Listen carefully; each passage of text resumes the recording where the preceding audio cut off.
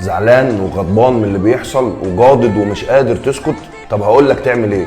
اولا احنا مش بنساعدهم، احنا بنموتهم، احنا عمالين بنديهم برصاص، احنا اللي بنديهم الذخيره يموتوا اخواتنا واولادنا واهلنا. عارف ازاي؟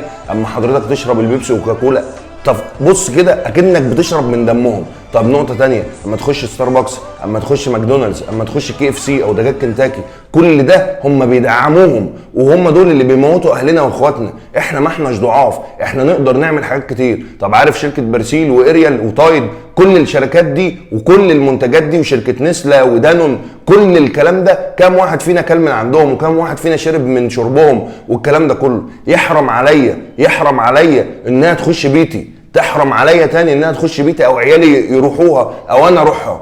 مستحيل ده يحصل تاني، مستحيل ده يحصل تاني. احنا نقدر نعمل، احنا نقدر نعمل، احنا ما احناش ضعاف. ربنا ما خلقناش عشان نقعد نعيط عليهم